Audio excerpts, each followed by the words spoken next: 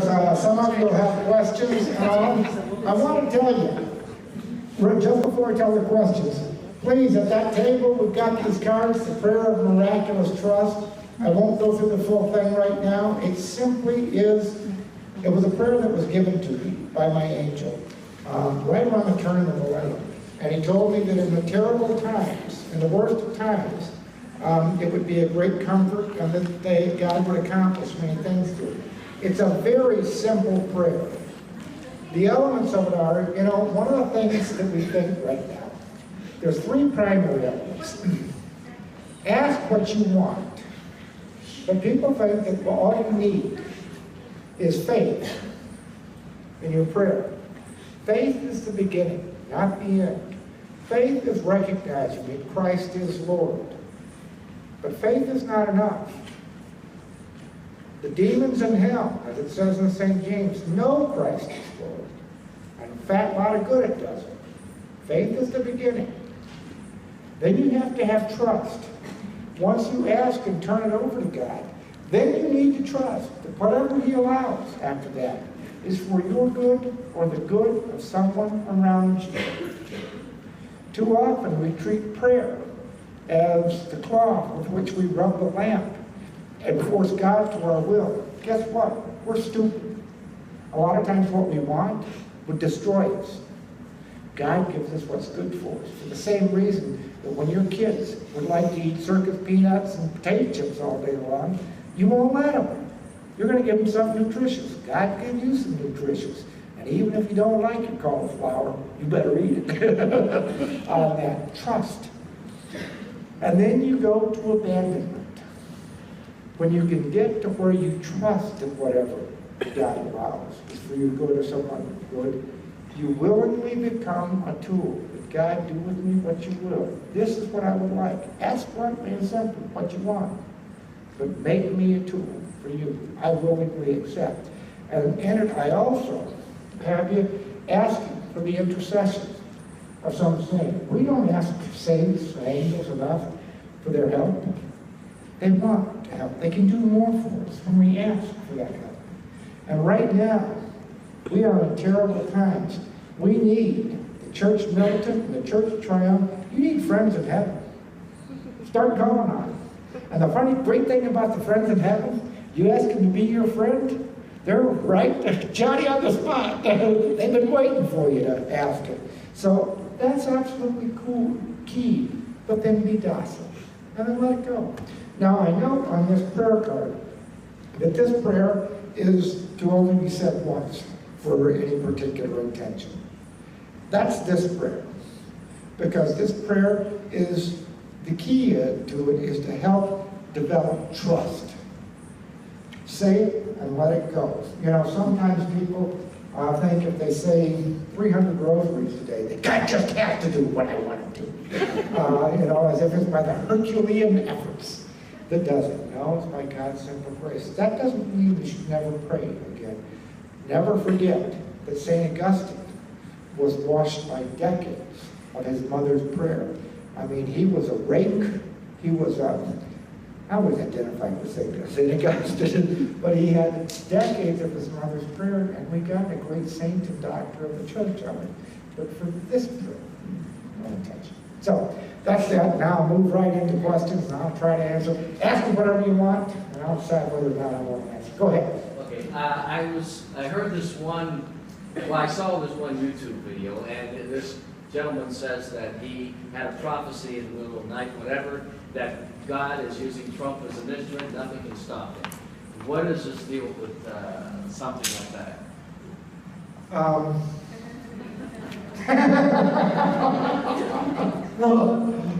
Well, I've heard that. Actually, I hear a lot of Protestant prophecies like that, and frankly, I think they're wishful thinking on that stuff. One time, I had told my angel, and more than one time, it's become kind of a joke, that I don't get this. People are always saying, God told me this and God told me that, and it just coincidentally happens to be what they already believe themselves. And you always tell me this crazy stuff that I don't want to tell anybody, that I don't like, and I got to do this stuff that really upsets me. And my angel laughed. But he said, God sends you. He's not sending them. You have to live responsibility. If Donald Trump, if he converts, if he actually acts like a Christian and an honorable man, then God bless him. I'm wrong. But boy, that's the funniest instrument I ever heard a guy using. And it does go contrary to what I'm told.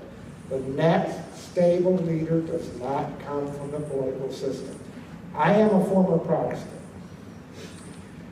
And I have great respect for our Protestant brethren. Genuine faith in many cases. That some of my hosts around the country as I've gone have been Protestants. I mean, I have strong things. But one of the things I know, Protestants, more so than Catholics, we all have this, but Protestants, more so than Catholics, have a means of convincing themselves of what they want to believe and then blaming God for it. Trump is not God's instrument. I'm just going to say that bluntly. Donald Trump is Donald Trump. He's a flaming ego. Now, if there were going to be an election, or if it mattered, I'd vote for him. I'd vote against Hillary and all that. But I think we are in a situation where not only do we have the two worst people, the two most corrupt, most arrogant, and incompetent people that we could have gotten as nominees in this cycle, we may have the two most corrupt, incompetent people for nominees of a major party in the history of this country. I frankly think that God is having a little fun, that he's mocking us, saying, you folks think you're so smart? Look at what you have wrought.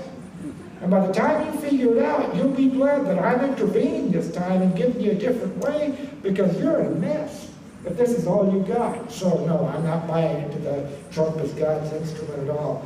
However, I do want to say, I do have some friends that have been asked. I do have some people that I'm close to have been asked to advise Trump on something, that asked me on several different issues, asked me, is it even good to go see him? I said, of course it is.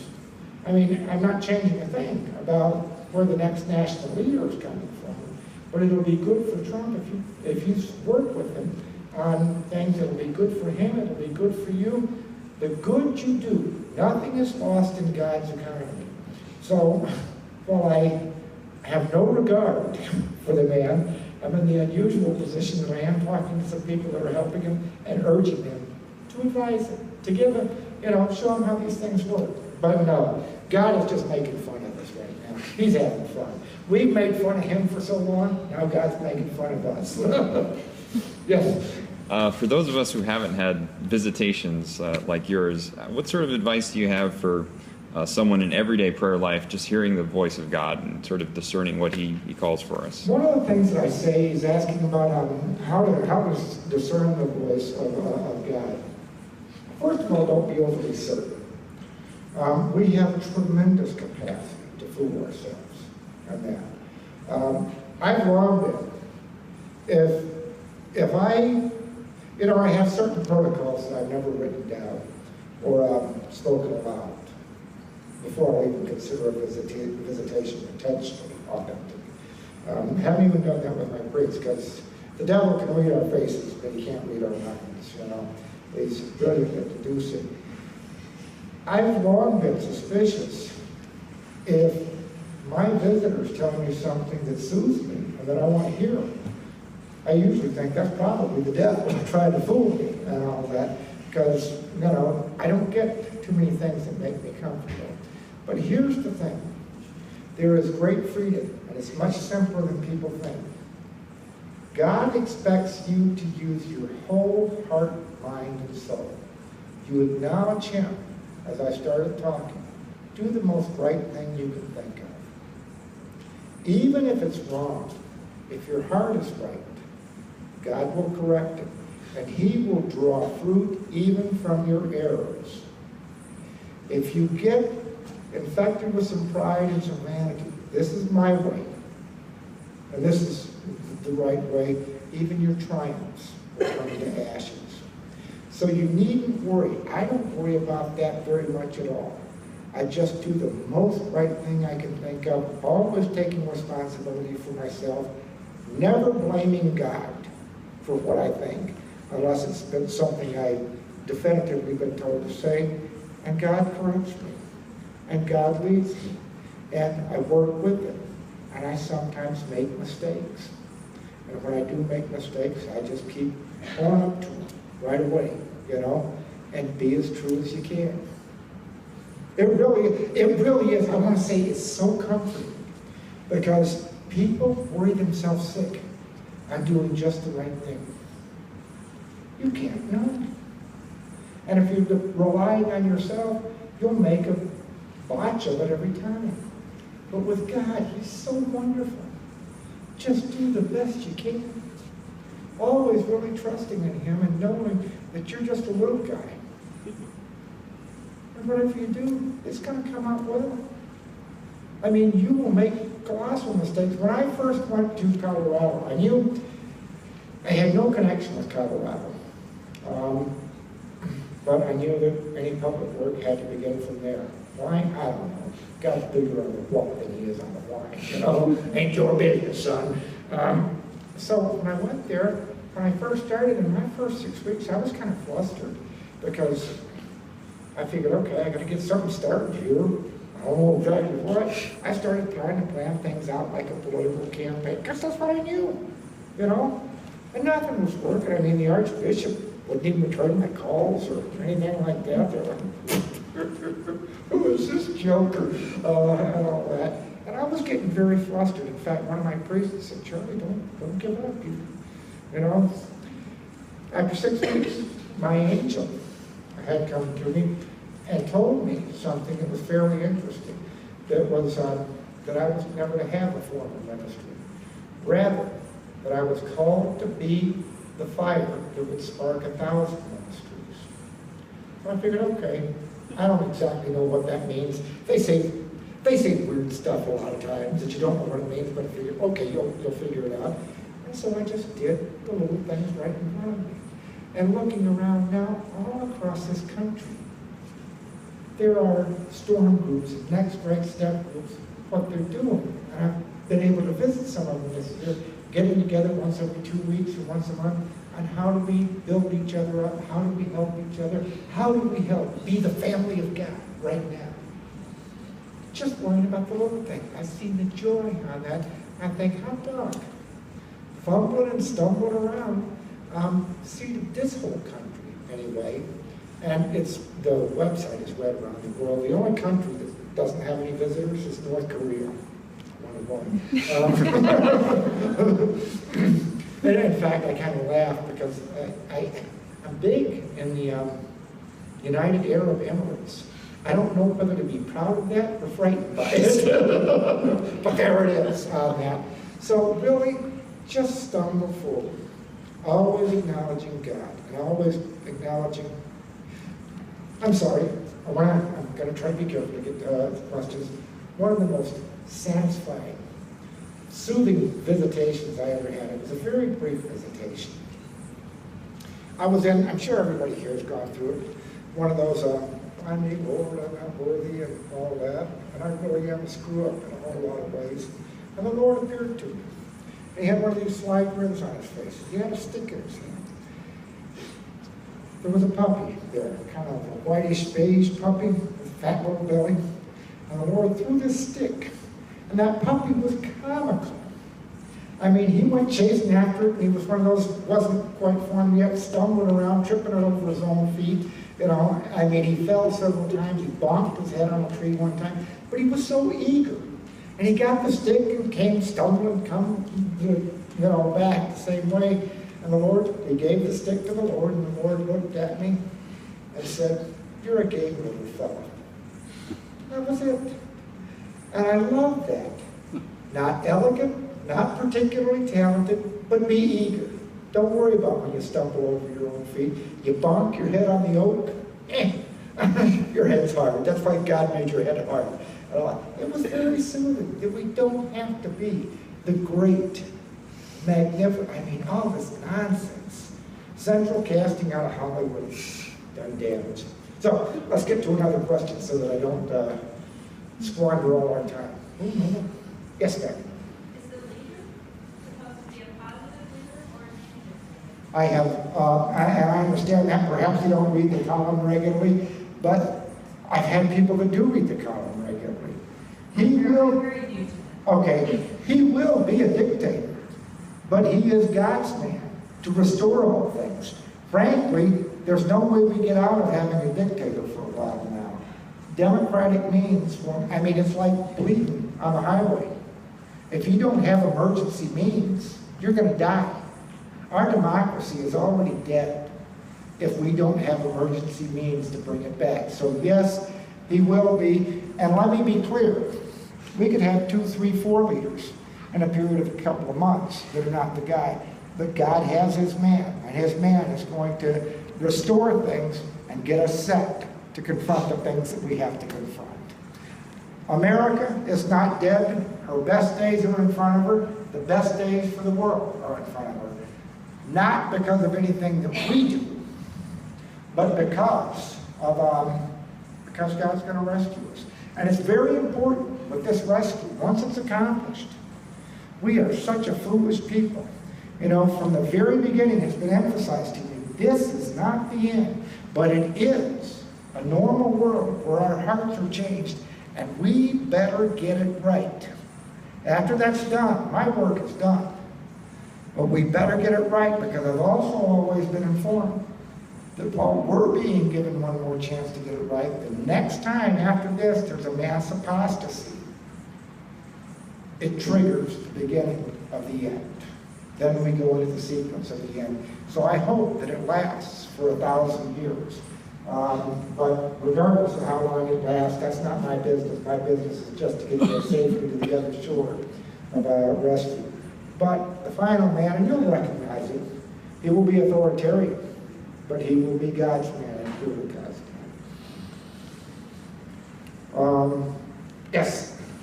So you had said previously that that there wasn't going to be an election this cycle. Was that something that you just... No, I clarified that. I did, but I clarified that. What I was specifically told was that Obama would not finish his term, and I was told this before he even had the Democratic nomination in 2008, and the next stable leader would not come from the political process. I interpreted it that there wouldn't be an election, which is a reasonable interpretation, but as I thought about it, there are outlying ways. I mean, you could have an election and have everything blow up between the election and the inauguration. You know, I mean, there are several outlying ways that it could happen on that. The point is, the next stable leader is God's man, and Obama won't finish his term. So, yes, and then I'll come back to you. Go ahead. How do you see things internationally? Do you only see things in our country? No, this is for the world, and I've written extensively about that. I would encourage you to read through it. A couple of things.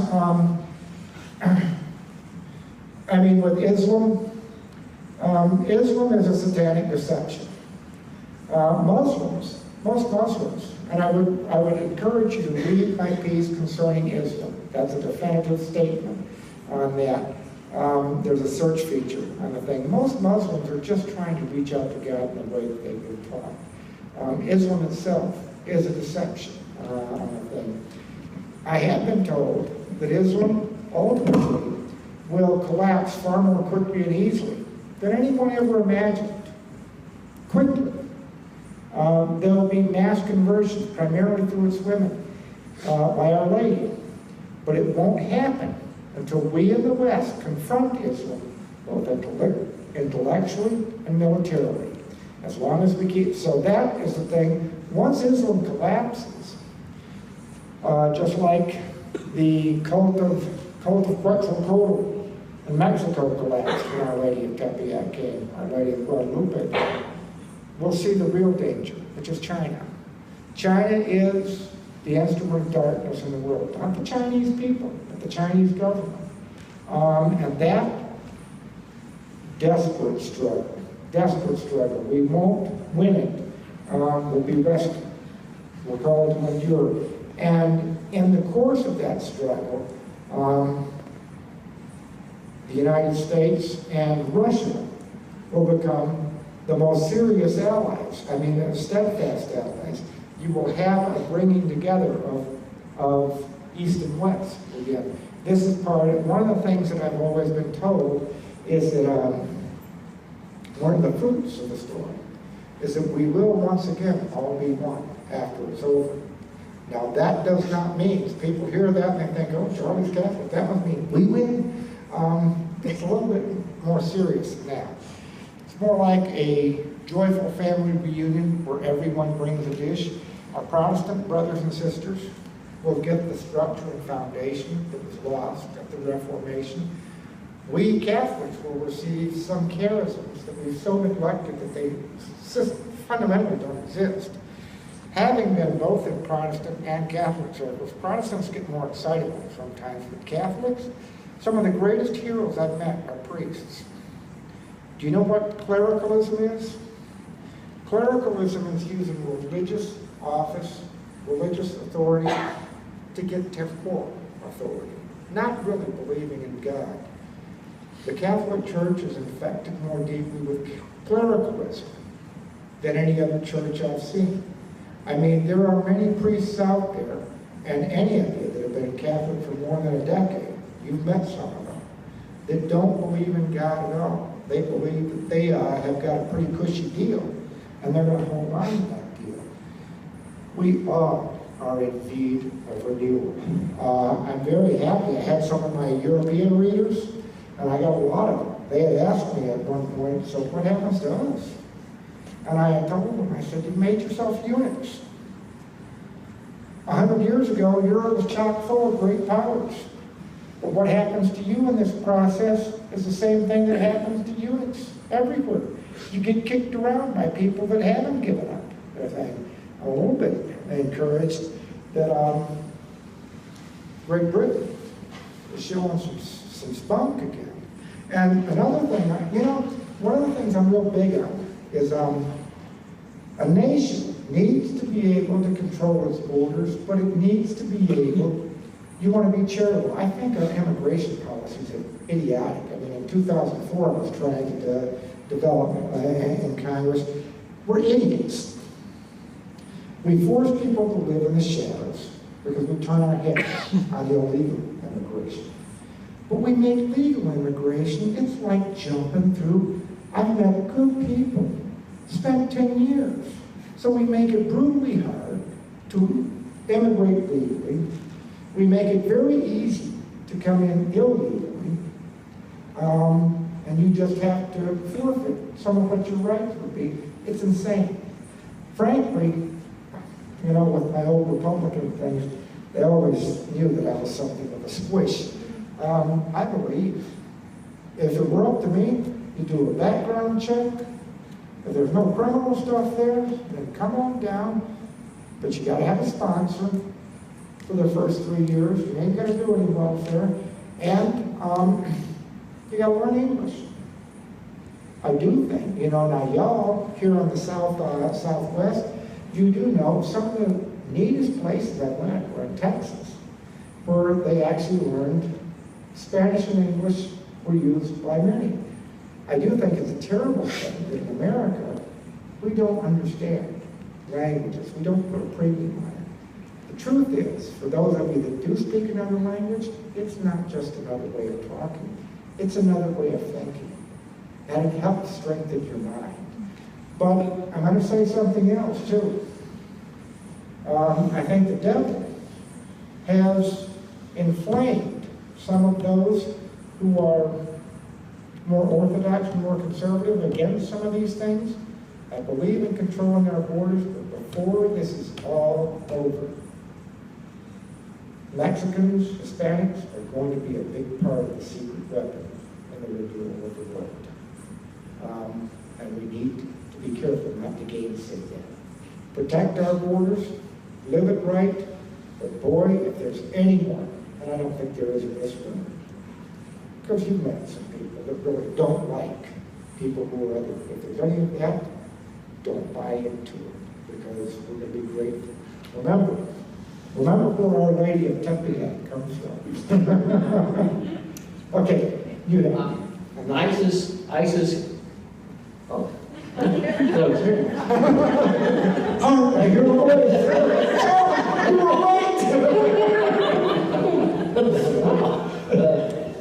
ISIS is proclaiming that they will enter Rome. Now, as far as Pope Francis goes, in this storm, do you think this can develop to where they may enter Rome and Pope have to flee? They might. I don't know. I don't know about those sort of details. I know that it's going to get, I believe, the greatest crisis in the history of the world. I don't need to know a lot of details to know that. I have known some details on economics and everything, but God wins. Start acting like the magnanimous victors now and do the little right in front of you, you know? So they may. But ISIS, you look at ISIS, you look at all those guys, they're doomed. They are doomed. You know, they used to talk on capital punishment, somebody that was on death row was a dead man walking. ISIS, they're dead men walking. Unfortunately, they're doing a lot of damage while they're walking. I kind of think of ISIS as the zombie apocalypse. So do you see Pope Francis playing a major part in this? Pope Francis is the Pope of the storm. He says some wild things sometimes. You know, interesting thing about Pope Francis, people get all upset at him because he's a little bit interesting as far as theology, that sort of stuff. But the church, after Vatican II, many people had misinterpreted what Vatican II was. St. John Paul came, and he put it to right. He tore out all the rotten wood and got this ship going, put in fresh, new, strong wood. Pope Benedict came and put on the finishing touches. Brilliant. Now, Pope Francis, he's not John Paul, nor is he Benedict. But what he is, he's the guy that's standing on the back of the ship shouting, "All aboard!" And that he's doing very good, you know. In the process, thank goodness he's not the mechanic taking care of the engine room, because I wouldn't trust him with that. But all aboard, by gum, he's doing a good job. Yes, he is the Pope of the story. And he drives me nuts. You know, with St. Peter, I used to wonder, why did Jesus choose St. Peter as Pope? I mean, because if you read through it, St. Peter's kind of erratic, kind of wild, you know, he just goes in different, great love. He gets off on some weird tangents. And when you had St. John there, who was steady, solid, sober judgment, thinking, Jesus, why not John? He would have been such a good first pope. And then instead, Peter, I mean, with Peter, you can read, and when you go past the Acts, you can see St. Paul several times. Peter will do something kind of wacky, and you can see St. Paul thinking, there he goes again. Which really heartens me with with Pope Francis, because I can hear St. Paul saying, there he goes again, right now. And I thought about that for a long time, and I thought, you know what? Once again, Jesus really did know what he was doing. If he had appointed John, the first pope, people might have thought that when Christianity started expanding, and it was, I mean, really took root, they might have thought, boy, that was that steady John. He's solid, sober. He really knew what he was doing. But when Jesus appointed Peter, people would look and say, that had to be Jesus. You know, so Jesus once again knew what he was doing. Yes, you have. No.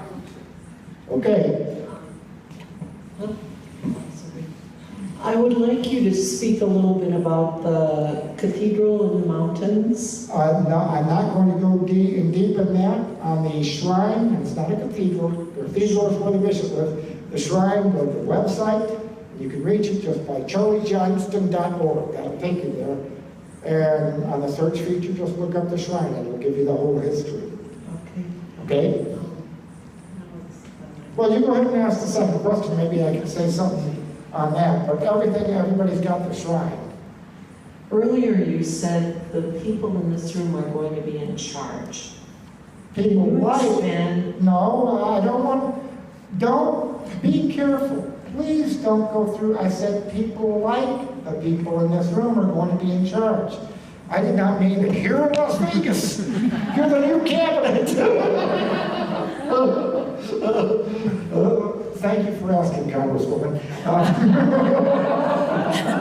But no, everything is going to be turned upside down in that godly people are going to be running things again. Because God is turning it back, and not for ourselves, for everyone. When you defend life, when you defend all of these things, I want you to know one of the reasons why the progressive anti-God status are so furious is they live in despair.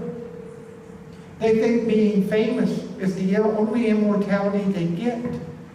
It creates a furious rage. If they aren't the ones that are in charge of everything, they're nothing. Even if they're successful, they're in despair. Even when they're prevailing, they're in despair. So that's what I'm telling you. We have to have a radical intervention. They're crack addicts, is what they are. For a time, they are even worse off when their drug is taken from them. They're sweating and screaming and acting the fool. And there'll be a lot of that. But if they're to have any chance of happiness and a productive life, there has to be this intervention. So I want you, as the tables turn, and they'll turn much quicker than any of you think, don't just be punitive and malicious, but always be thinking about how to recall them to life, because God wants all his kids back. That's what I'm getting at. Yes. She's got money for all money. She brought her own mic. If there is an election in November, if there is an election in November, should we even bother to vote? Sure. I mean, go ahead. It won't mean anything, but sure. If there was an election, if I weren't absolutely convicted over it, I wouldn't vote against Hillary. I wouldn't vote for the P.T. Barnum nominee. But I would vote against Hillary on things. The good that you do, the good that you can do, living your duty, is never lost. It won't come the way you think in many ways now, but do the good that you can. The great thing is, in God's economy, nothing is ever lost. So never fail to do the good things that you can, the best that you can under the circumstances. Anything? Okay, we got that. Yes? All right, so before the rescue, obviously it's going to get ugly, and then there'll be like a... It is ugly. Yeah, no, living in Las Vegas, I think we're very aware of what ugly is. It's pretty bad. Sure. But when you talk about Mayberry and After the Rescue, yeah. my kids do watch Andy Griffith, so they do know what Mayberry is. But can you give them some encouragement on... Well, sure, the whole thing is, I do emphasize, because sometimes people think that, all of a sudden God's going to take care of everything for us. No, God's not giving himself a second chance. He's giving us a second chance. It will be a perfectly normal world after the rescue. In fact, it'll be one that requires a lot of work. Because, if you got a wildcat tearing through your house, your first object is to get the wildcat out. That's the rescue. And after the wildcat's out, man, you got a house to rebuild there. The thing is, God's giving us another chance. You'll still have jobs. You'll still have work. You'll still have leaders. You'll still select leaders on that. He's giving us a chance with transformed hearts to do these things. I get so irritated when sometimes people come up with these wild ideas. I can get a little cranky. I tell people that no, the saints are not going to be your cruise director, and the angels are not going to be your cocktail waitresses. This is about what you do. We're being given a second chance. But what the difference is, and this is a sad thing, for people that are under 30, it's terrible. Right now, life is like living in inner city Detroit, or Chicago, or perhaps Las Vegas. Everywhere you turn, you reset. You can try to be as good as you want to, You're living in toxic waters. If a fish is living in toxic waters, he's going to absorb toxins. You don't know. If you send your kid to the corner convenience store, you don't know if they're going to come back if you live there. You don't know what is going to assault them. Margie was telling me that one thing about the strip is to prepare, because I want to drive through it tomorrow, just to say, like, I didn't see it once. She said, your eyes are assaulted by many things. That's toxic.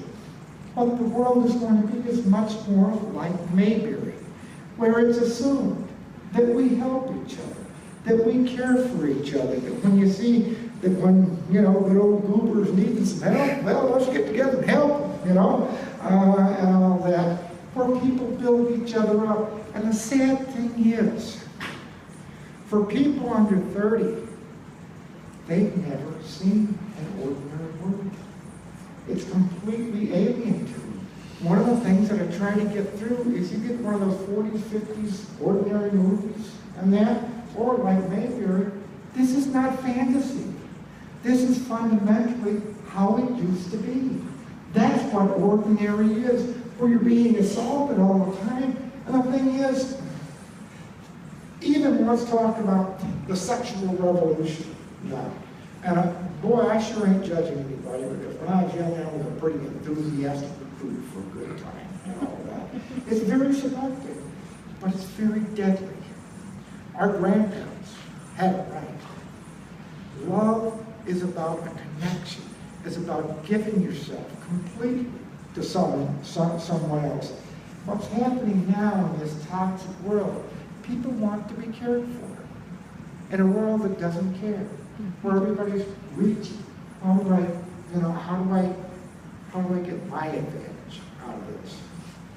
So people do things, you know, they open. It used to be, 100 years ago, people were slow to open up the body, to give the body, and quicker to consider giving the heart. Once they knew that the heart was safe, then you would move on to that. Now, people are very slow. They guard their heart so carefully.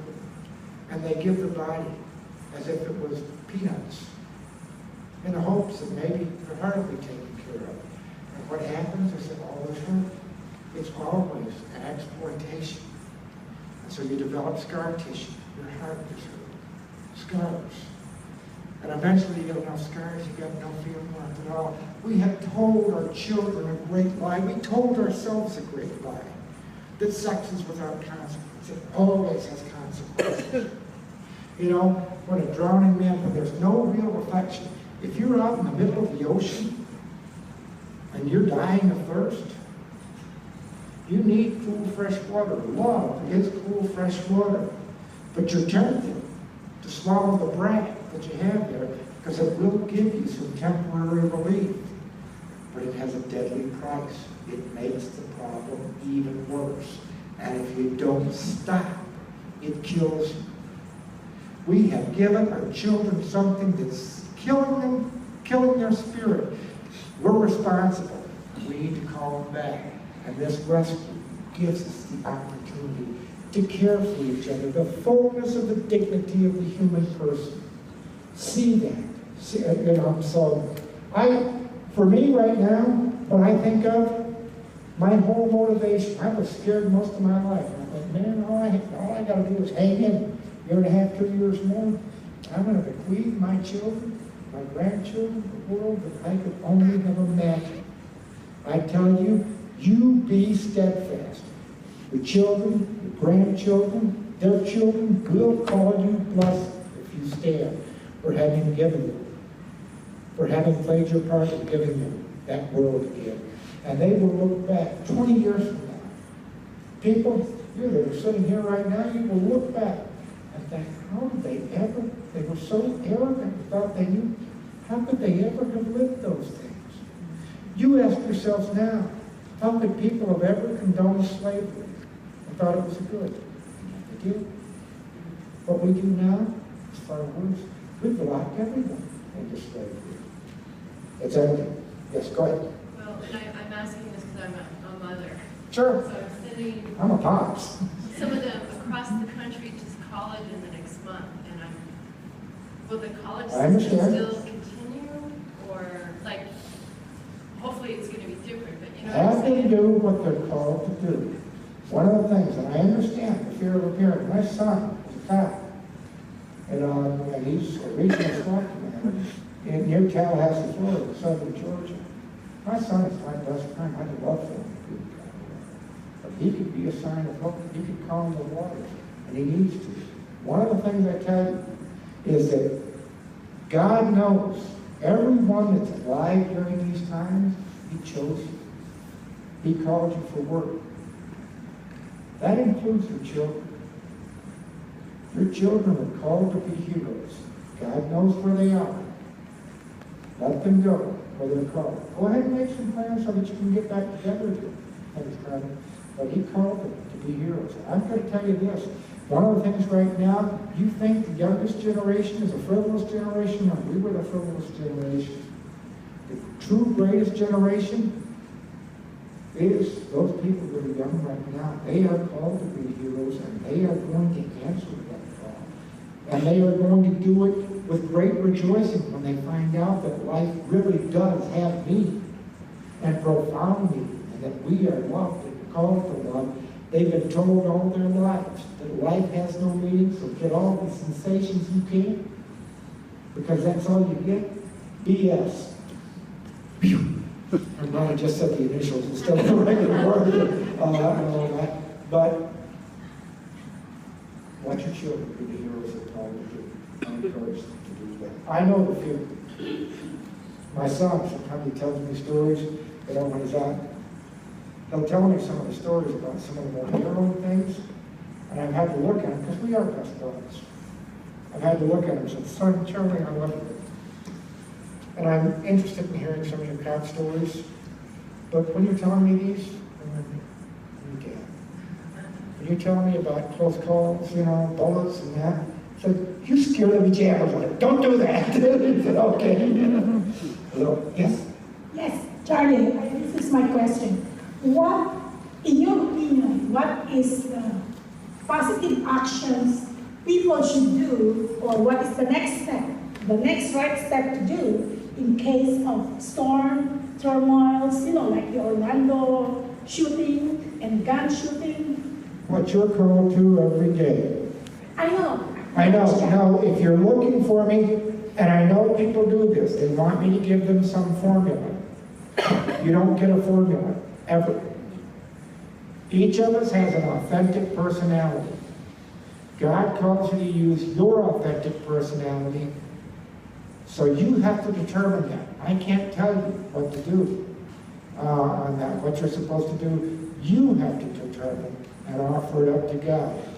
Whatever my mission is, it's not your mission. And whatever your mission is, it's not my mission. You have to discern that. Do the best you can, knowing that you may be wrong, but knowing that as long as you're acknowledging God, He'll direct you. So I get people ask me sometimes, should I have a gun? Well, my son has guns, and my relatives have guns. I've never had a gun. Being able to protect people around you, that's a good thing. But if you don't know the one end of the gun for another, for heaven's sakes, don't get a gun. There's plenty of people who are called to that.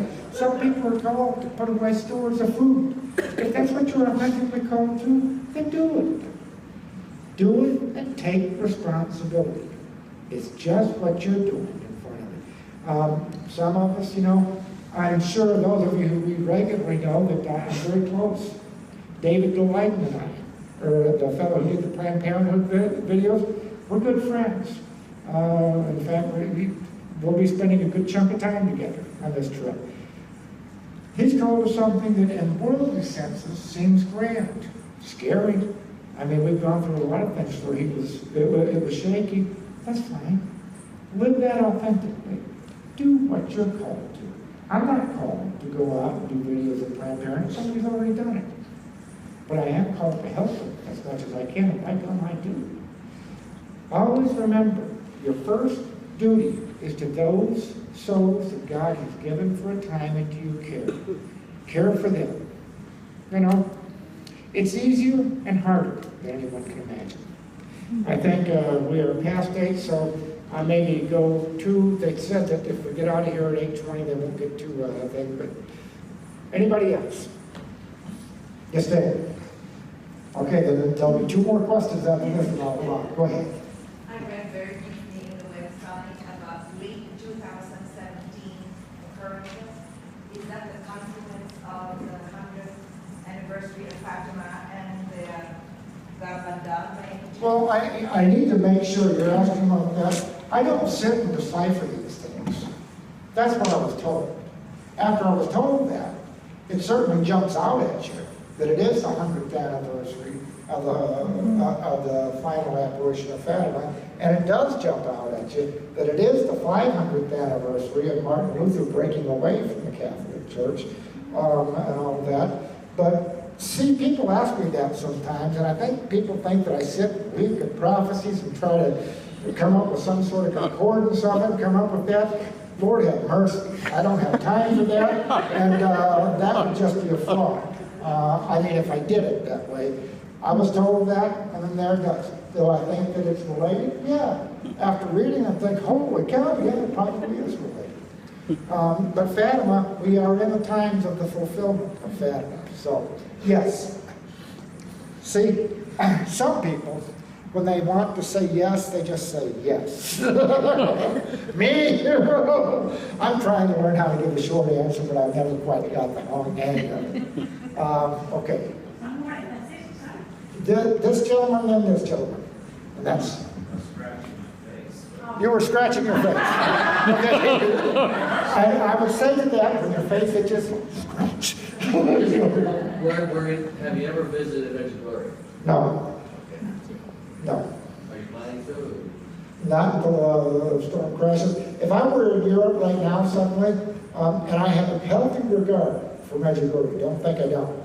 But if I were in Europe right now, I would want to go, first place I'd want to go is in the footsteps of St. Joan of Arc, then to Lourdes, and then to Fatima. I know many people go to Medjugorje because they want to go where Our Lady has been, and that where she's visited. I don't go you need to go halfway across the world to get visits. She just pops in what she feels like. So, I respect it, but no, I've had people offer to bring me. More to the point, I'm not supposed to leave this time. There's work to be done, and work that I'm called specifically to do, specifically in this time, to get people safely through, to defend the faith, hearten the faithful, and defend the faithful. And up until we're in full collapse and crash, and the restoration has begun before the rescue, to give us up, I'm not to leave this continent. So, and that may be true or may not be true, but that's what I've lived. That's my understanding, so I love it. Anybody else? Okay, there's one more. Okay. Well, and I'm sorry, you probably have this on your website and all this. Sure. But you mentioned a collapse. Is this a collapse of life? Yeah, you're going to have to go through the website. Like I said, the crisis, and we're in it right now. We are not governed by the rule of law. The Supreme Court made a completely lawless decision yesterday, precisely the opposite of the Constitution. The President routinely, when he doesn't like what the courts or the Congress tells him, says, screw you, I'll do it anyway. And he does, and no one challenges it. The IRS targets people. You know what? The IRS targets people because you're a Christian, because of your beliefs. And not only is it not held to account, it's still doing it. And the Democrats are proud of it. That you should be punished because you're a Christian. We are in the storm. This is not something that's coming. We do not live under a nation of laws anymore. We live under the raw will to power. It's going to turn around, and what I'm calling for is when it does turn around, for us not to be cruel. What I was saying 21 years ago to my priest is that we were entering into a period where the rule of law would collapse. There would be fighting along all lines. The economy would collapse. We were entering into a global civil war fought along cultural lines. along people who believe that God must be banished and anybody who follows God must be suppressed or eliminated, and people who continue to believe that God is and God rules. And we are in that time right now. So when anybody says this is coming, no, it's here. It's going to get worse. We're going to get up off our knees and we're going to stand, because God is sending people to do that, and then we will be rescued. But you're called right now by doing a little right in front of you. You are preparing the way for rescue. And I did something, I did it very slowly. I said in the course of the storm, there would be 26 million casualties lost. That's because of the storm. Somebody had been pressing me, somebody of substance, some time ago, early this year, and I finally went bluntly with it. Said that number, he was pushing on the number, I said that number is a floor, not a ceiling. Because of the disorders that we've already had, we will have at least that many. And I told him, I said, if we had 70 million, we'd still have 26 million. I said, the point is, I wanted not to scare people with things. But the point is, you're responsible. If we have more than 26 million, it's because we as Christians failed to do all that we were called to do, either by holding people to account, by doing it without malice, and we will be held to account. Now I want to emphasize your responsibility. I know you feel besieged. I know you feel oppressed, because you are. But I want you to start acting like serious but magnanimous victors that you are called to be right now. You're called to prepare the way of the rescue and to be God's hands and feet in the restoration of the old world.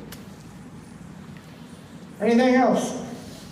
I just want to Okay. describe what your angel looks like to you. I just want to say, I think that coincides with our year of mercy. Yes, I love the Year of Mercy. And what the angel looks like, you'll notice that Our Lady of Tepeyac looks different here than she does in most images. It looks different in Our Lady of Akita. And you'll remember that after the resurrection, Jesus was, the disciples often had trouble recognizing him at first. The thing is, heavenly beings can appear almost any way they want to us. And it's a very intensive thing.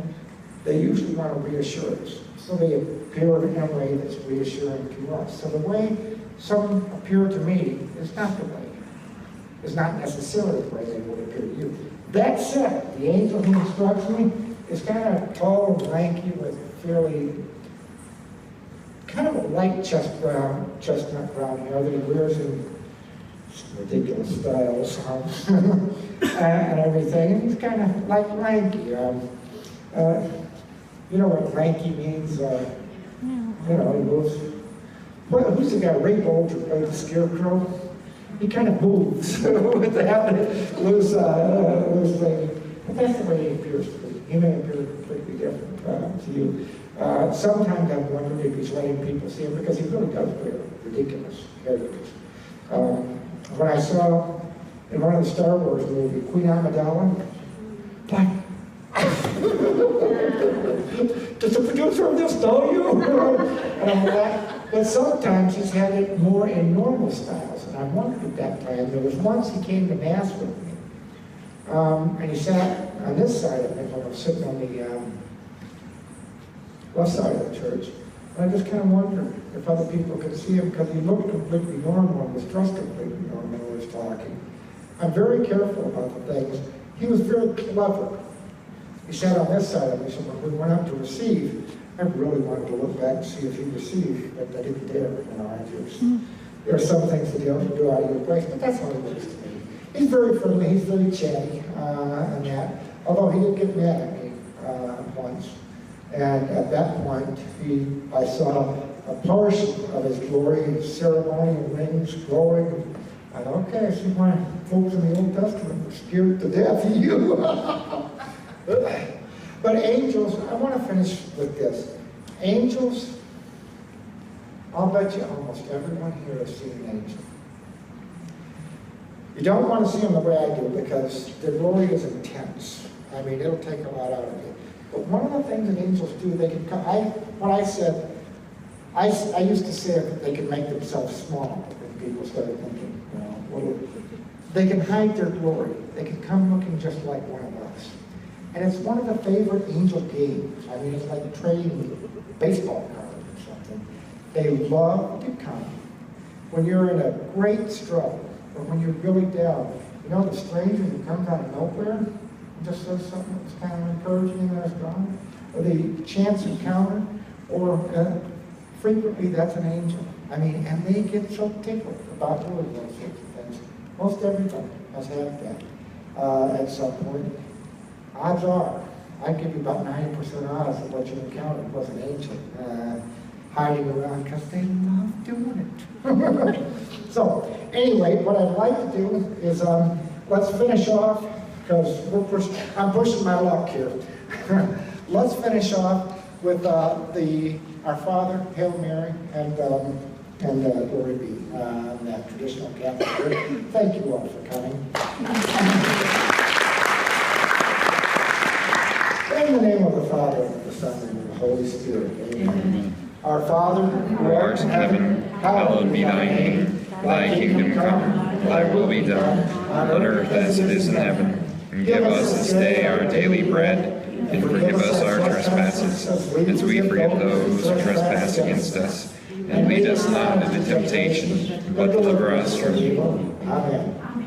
Hail Mary, full of grace, the Lord is with thee. Blessed art thou among women, and blessed is the fruit of thy womb, Jesus. Holy Mary, Mother of God, pray for us sinners, now and at the hour of our death. Amen. Glory be to the Father, and to the Son, and to the Holy Spirit, as it was in the beginning, is now, and ever shall be, world without end. Amen. Thank you. God bless. Good morning. Thank you.